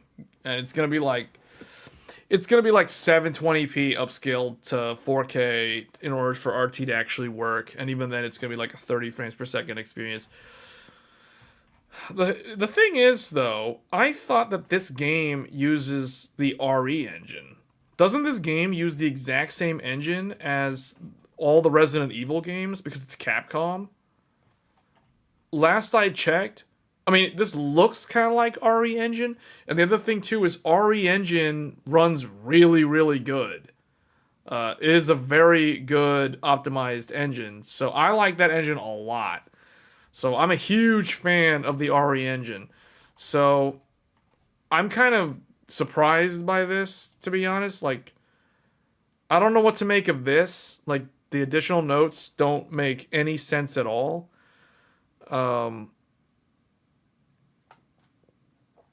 do know that RE engine allows you to render the game for an interlaced output. So maybe it is real when they say 2160i. But it's kind of ridiculous that they're actually testing 2160 interlaced in 2024 of all things. So, wow, that's so last century. But anyway, there's a character creator out on Steam, guys, by the way. So, if you want to download the character creator, right here. Download Dragon's Dogma 2 Character Creator and Storage. So you can already test the game via the character creator and see if your computer can run it, basically.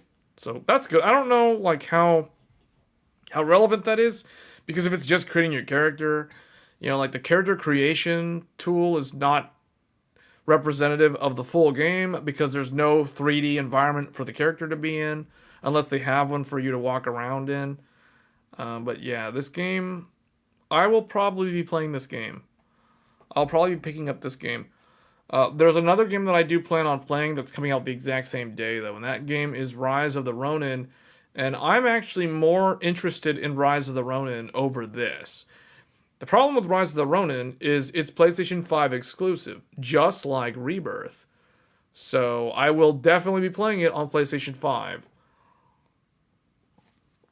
But if I do get Dragon's Dogma 2, rest assured I'm not going to be playing it on PlayStation 5. I'm getting it on the PC because I need to know like how true are these statements and what do you actually need to run this game at 4K 60 with RT or without RT? You're on the fence about Dragon's Dogma 2? The potential bad performance had put me off. I'm surprised if it's significantly harder to run than any of the Resident Evil games. It could be, because I would imagine this game has way more characters on screen, but that usually means it's gonna be more CPU heavy. So I'm surprised that that's all you need for the CPU.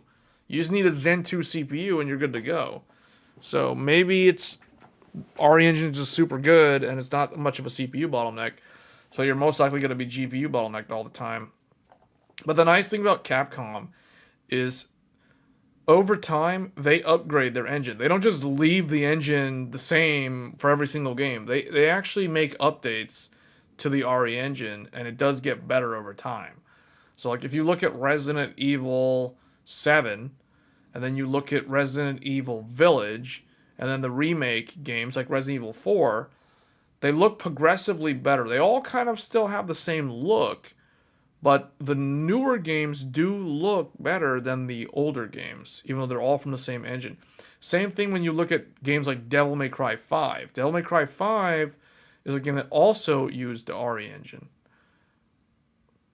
The character creator was 5.6 gigabytes. Going to see what it looks like and performs. Yeah, I'm curious to know like how well it performs for the average PC. You know, like not whatever they're showing here, because I don't really think this is really. Do you guys think this is an average PC, like what they're listing, like an i7 10700, a Ryzen 5 30? I mean, okay, I guess because according to Digital Foundry, the 3600 is still like one of the most common CPUs after all these years. So maybe that's true, or something, or whatever the Intel equivalent is. You know, like technically, the Intel equivalent is more like a 9900K or a 9700K. But yeah.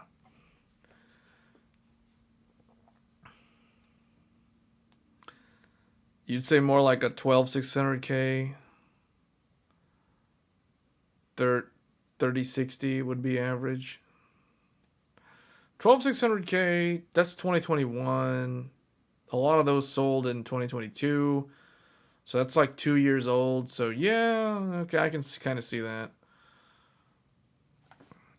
I kind of think 11600K would be more the average. But I guess not that many people got Rocket Lake.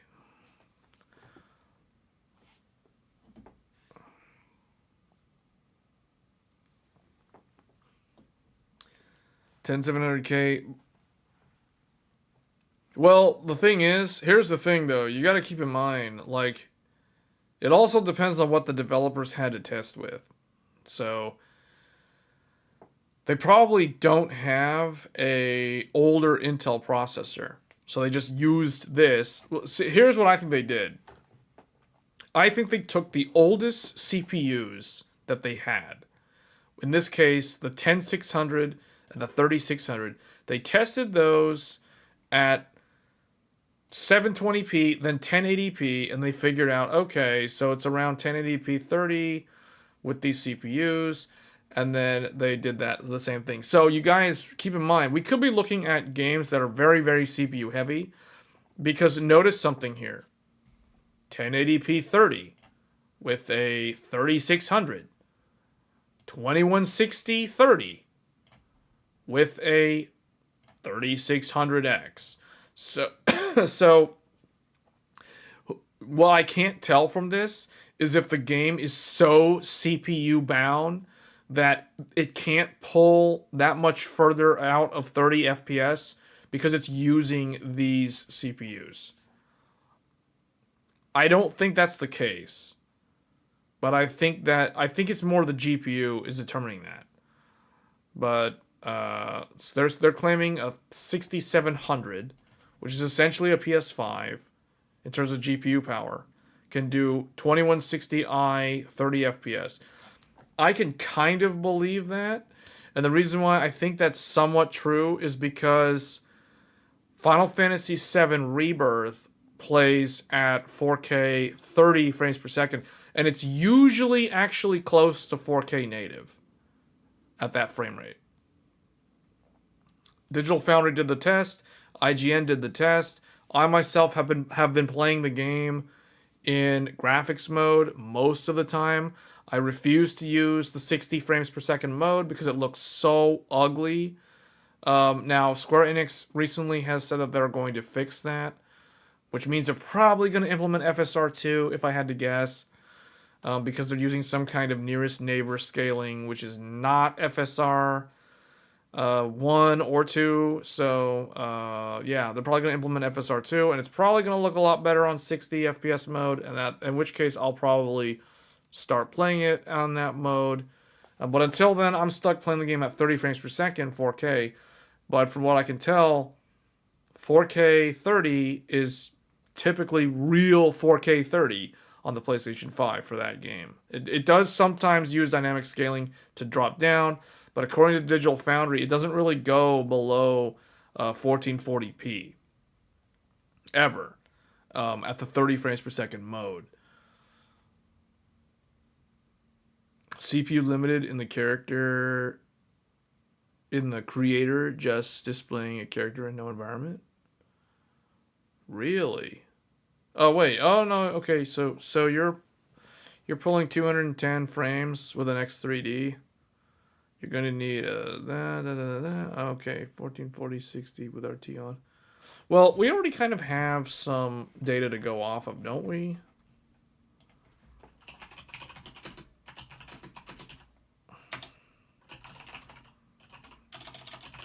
Hold on. So this is the closest game that we can use to test. All right. So Resident Evil 4 came out a year ago. It was March of last year. It's using RE Engine. So it's Capcom, and you can see here. All right. So let's look at 1080p real quick. Now, and let's try to fit in where these GPUs fit according to Resident Evil 4. So the 67, now they don't have 6700, but they have 6600 XT and they have 6700 XT. 6700 XT at 1080p does 95 frames per second. And that's faster than this card. The 2080, if they have that, they don't have the 2080. But here's the thing, guys. They're claiming 2080 Ti or 6800. So they have 2080 Ti. They don't have 6800, but they have 2080 Ti. 2080 Ti does 100 frames per second at 1080p on Resident Evil 4 based off of these tests. Now let's jump up to 1440p. 1440p, the 2080 Ti does 76 frames per second. The 6700 XT does 71 frames per second. So they're kind of similar. So I would assume the 6700 is like 62, 65 FPS, somewhere in that range, because it's going to be somewhere between these two. So that'll be a PlayStation 5, which tells me that the PlayStation 5 should be able to run this game at 1440p without any problems. This Dragon's Dogma 2. This is the reason why I don't like how, for some reason, I don't know who is mandating this. Is Sony forcing developers to upscale all their games to 4K resolution for some reason on these consoles? Because it's such a bad idea. Otherwise, they really need to push FSR2, because if your game, and this is a good example, if your game can handle 60 FPS at 1440p, then that means if you implement FSR2, you can get the same frame rate at 4K, because all you got to do is do that quality preset FSR2. So it basically means you're rendering the game at 1440p and using FSR2 to upscale to 4K. And that won't look that bad. That would fix a lot of problems, provided the game can actually run at 60 frames per second at 1440p.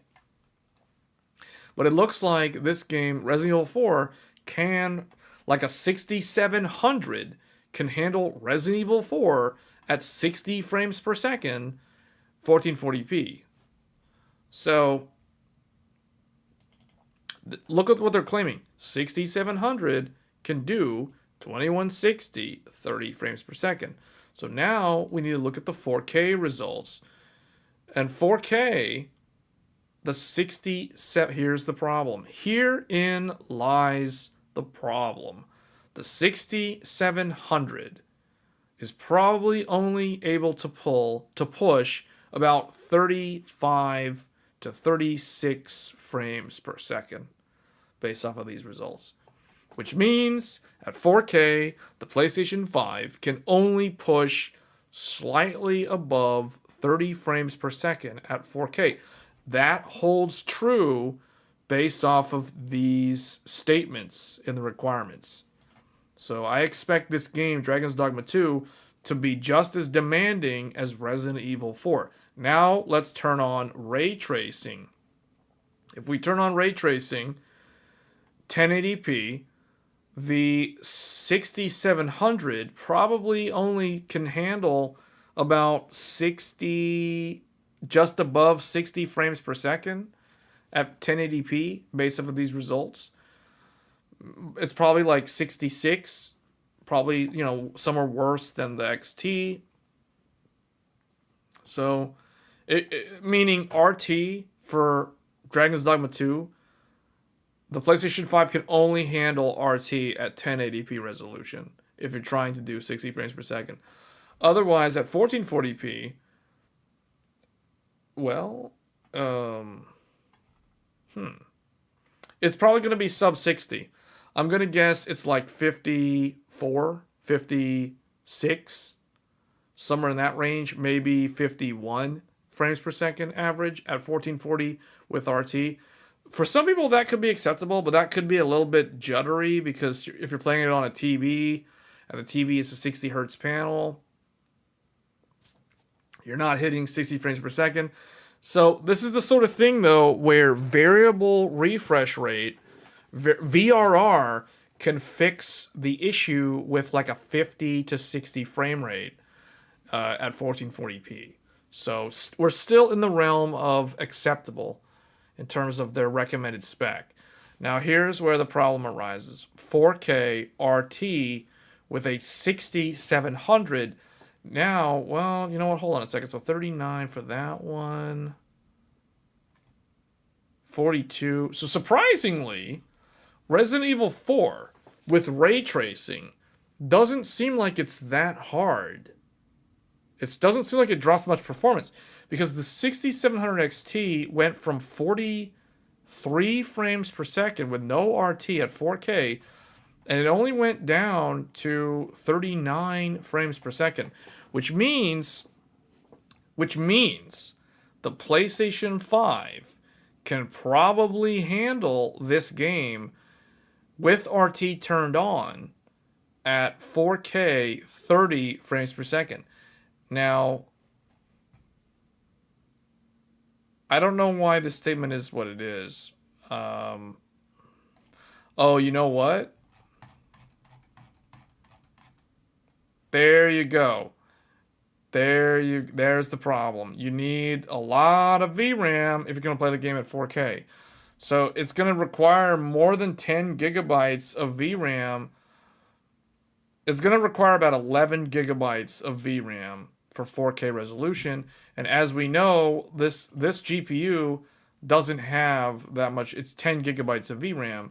So that's why they're probably recommending this. I don't know what's the deal with this versus 2080. That's kind of weird. But whatever. Resident Evil is a very light version of RT.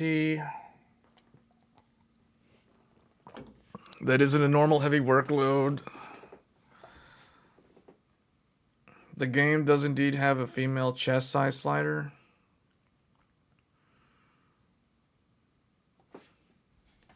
Oh, you're talking about on the character creator?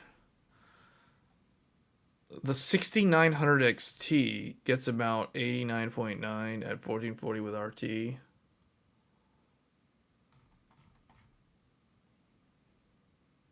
$89? Where are you seeing that? Oh, right there.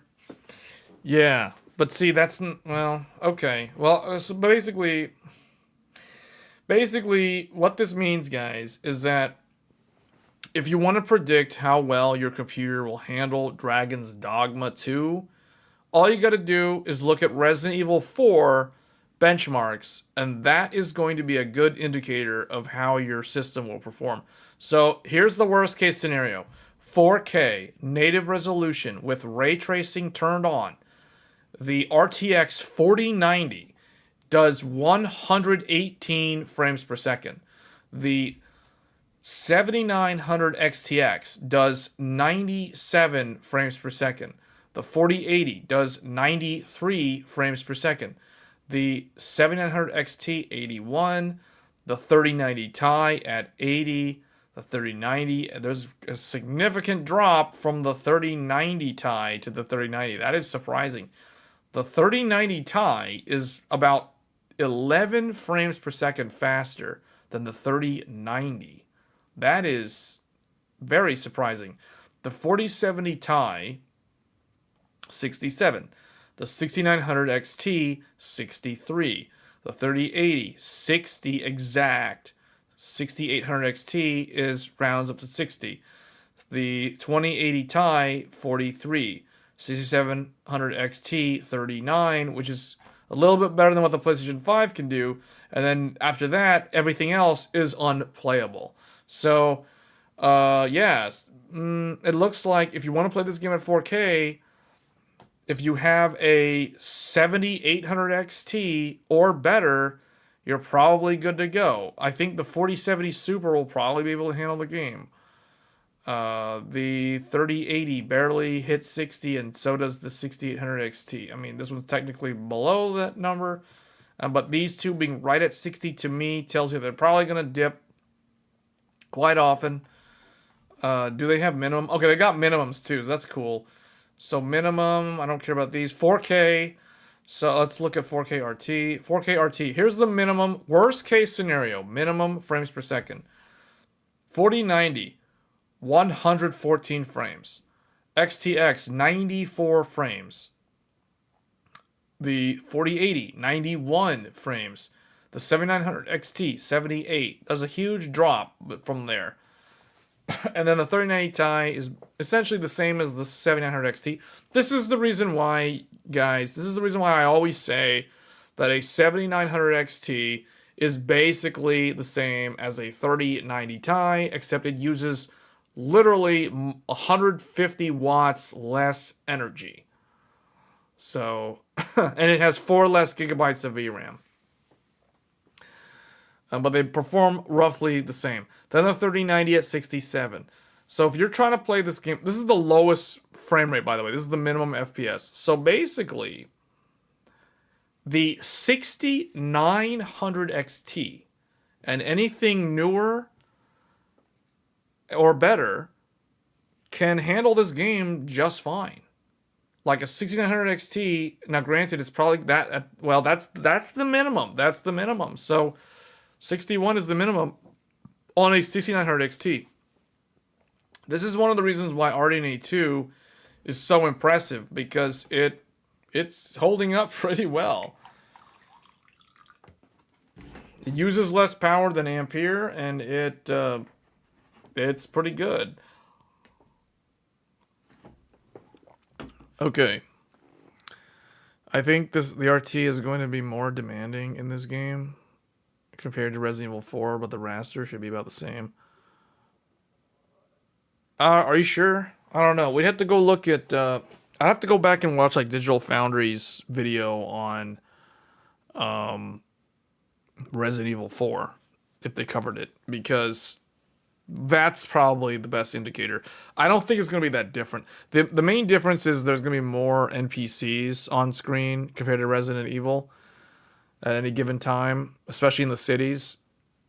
So, but if you're out in the field, I don't think it's going to be that different.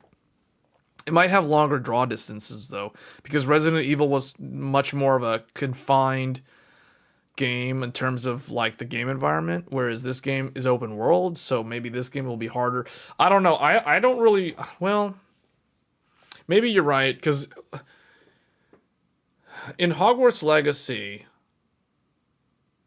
Is the RT harder to run when you're in the castle or when you're like outside? I think it's the latter. So if that's the case, then yeah, this game will be harder to run with RT than Resident Evil. But it's still fundamentally the same engine, so I don't think it's going to be that much harder to run. Or I don't think the RT is going to be like significantly harder to handle than Resident Evil 4.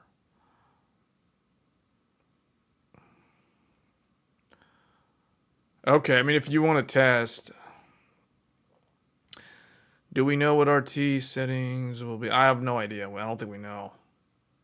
The only gameplay footage that I've seen of the game so far is from PlayStation 5. I think like all the tech media that has, or the reviewers, the game reviewers, I think they've only been able to test the preview builds on the console. I don't think anybody's been playing on a PC yet.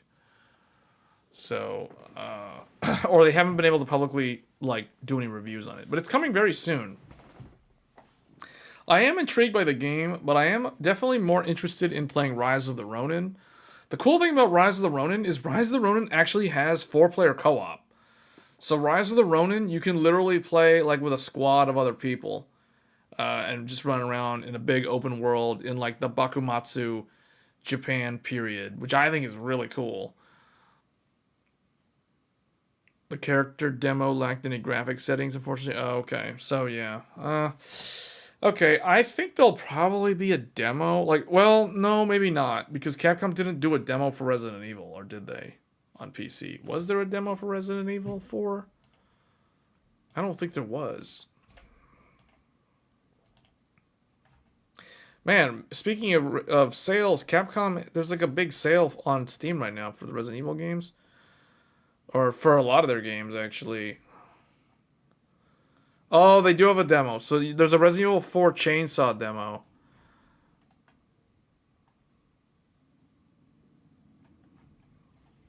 Capcom is one of the few Japanese publishers that is very competent in terms of adopting newer technology. I like that they use their own engine. What I also like is that their engine is relatively modern compared to a lot of other Japanese developers, which are still using very archaic game engines that they made themselves, which is fine, but it's like they're not really keeping themselves up to date with the latest technology. So, usually like their games don't have RT, and if they do have RT, it's like they just kind of bolted it on at the last minute, and it's, it is what it is. So, but yeah, that's okay. So these, I can believe these now that we've looked at the Resident Evil 4 results.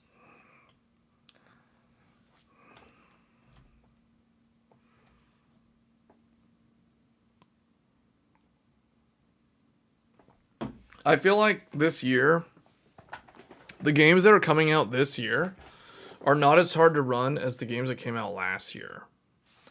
The only other game... Well, let's see. Horizon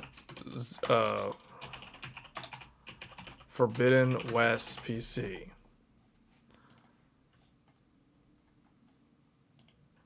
Okay, here we go. This is the other game that's coming out around the same time. And I think we covered this one in a previous live stream, but we're going to talk about it again because this is one that I am also curious to see how it handles on PC. We've had to wait more than 2 years for this to come to PC. Keep that in mind, guys. It's been 2 years. The original release of this game was February of 2022.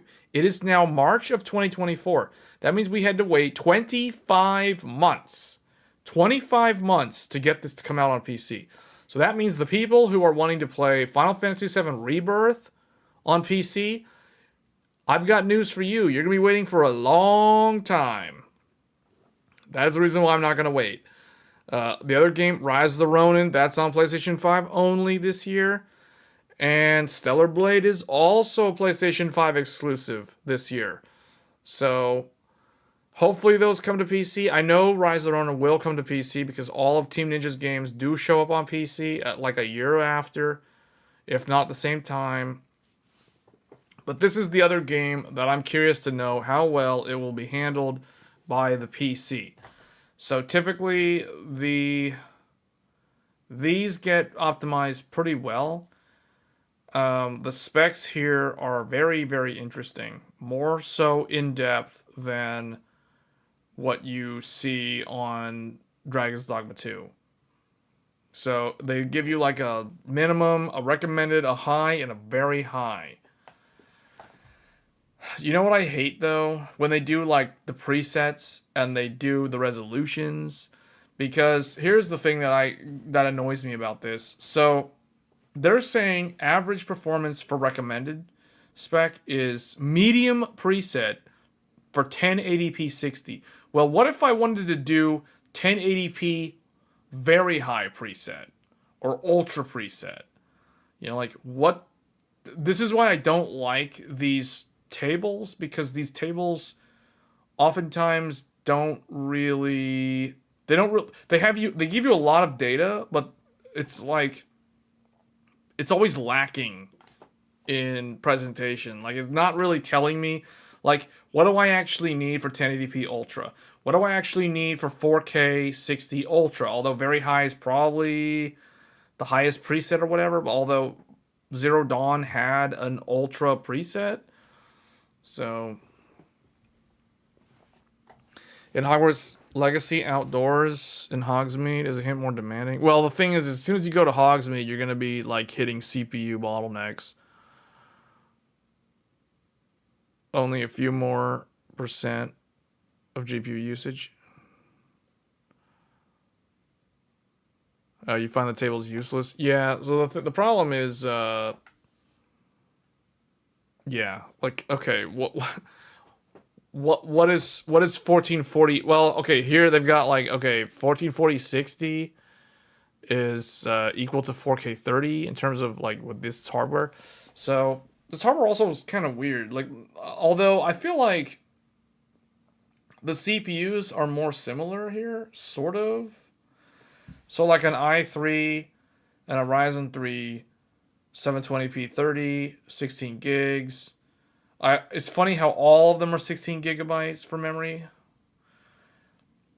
GTX 1650 and 5500 XT, 4 gigabyte is all you need for 720p. Very low. Very low. Not medium, not ultra. Very low. 720p 30.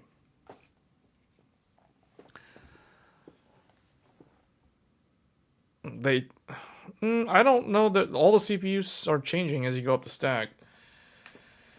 So it looks like you need a Zen 3 or a Rocket Lake for 4K. And I think most people by now have something in the same performance tier. Graphics you need for 4K. It says 4K 60, very high preset. You need a GeForce RTX 4080 or an AMD Radeon RX 7900 XT. So in the top scenario here, the 4080 is actually a little bit faster than 7900 XT. But then if you look here at the 1440p, the 6800 is a little bit faster than the 3070. So now it's like, okay, for their 1440 spec, the AMD card's faster than the Nvidia one that they're listing, but then at the 4K one, the Nvidia one's faster than the AMD one. So yeah, I guess they had to pick what was the closest, but it's like, why they pick the 700 XT instead of the XTX? I don't know why they did that. And then this one, 5700 versus 3060. Okay, that is whatever. And then yeah, so yeah, okay. So this doesn't seem like it's going to be that hard to run based off of what they're listing for the only problem is, like I said earlier, what if I have a 1080p monitor and I want to play the game at like 1080p 120 or 144 FPS and I want to play at very high preset? Then what? You know, like, is this going to do that? Yeah, like that doesn't really, I don't know. That's weird. I know, right? Like, why are they choosing these things? Like, it's bizarre. Why put 4080 here and then not put the XTX? And then why put 6800 here but not the 3070 Ti? Like, that's what I mean by there's inconsistencies with whatever these people are doing when they come up with these charts or these tables. You expect the game to perform really well. Nexus tends to do good. Yeah, and Nvidia did talk about this game. Like Nvidia has mentioned this game in their the thing at CES. Nvidia did showcase Horizon Forbidden West, saying that Horizon Forbidden West would feature DLSS. So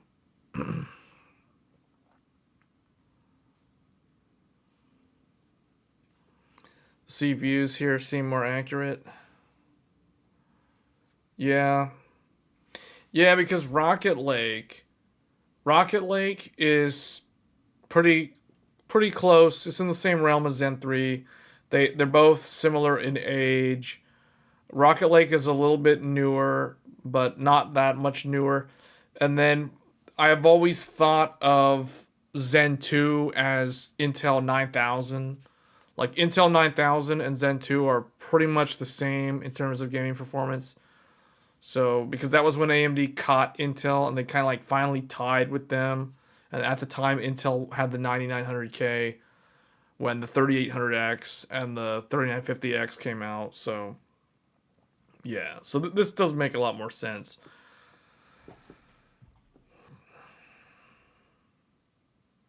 So, I don't know. This game, I kind of want this game.